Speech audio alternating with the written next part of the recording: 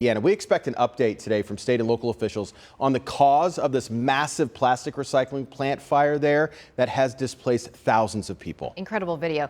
I can't stop watching it. And Kristen Swilley, she joins us live from just beyond that evacuation zone in Wayne County this morning to talk about the air quality concerns. Kristen, how is it where you are?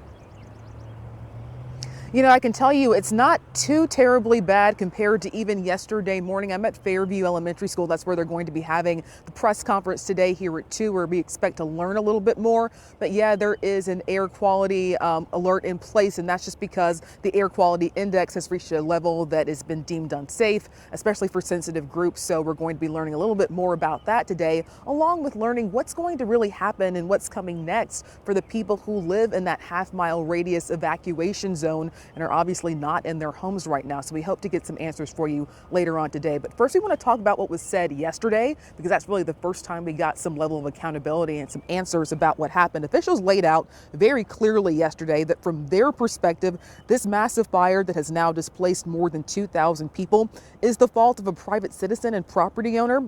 Records show that owner has been issued several citations and warnings from the city's Unsafe Building Commission, including a court order in 2020 to clean up the property and remove the hazardous materials. That apparently never happened. So Richmond City Attorney says they've been trying to clean it up themselves, but the fire broke out before they could finish. This fire has now been burning since around 3 p.m. Tuesday afternoon.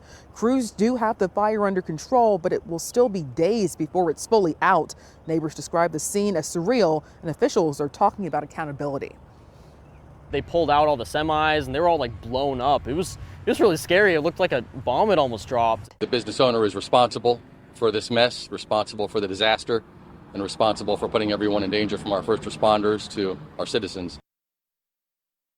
And again, the city making it very clear they plan to pursue legal action moving forward against that property owner. Again, we expect to learn even more today at 2 here at Fairview Elementary School. But for now, we are live in Richmond. Kristen Swilley, WCPL 9 News. All right, Kristen, thanks. And as we mentioned, the smoke from the fire has led to an air quality alert in that area. 9 First Warning meteorologist Cameron Harden tracking where that smoke may be going and whether or not we'll see the impact of it anytime soon. Hey, Cam. Hey, yeah, you know, the good news is, like Kristen mentioned, they have that fire under control. It's still burning a little bit, but the huge plumes of smoke no longer really the case unless something unfortunate does happen. And so the good news is that we are starting to see those smoke plumes go down, but obviously you are still going to have that air quality alert for Wayne County in Indiana. That's in effect until at least this evening. That's what the National Weather Service has. Usually they give a time, but because it's a relatively fluid situation, they just say through this evening. The big things you want to avoid: any unnecessary fires. Obviously, that's going to be a big one.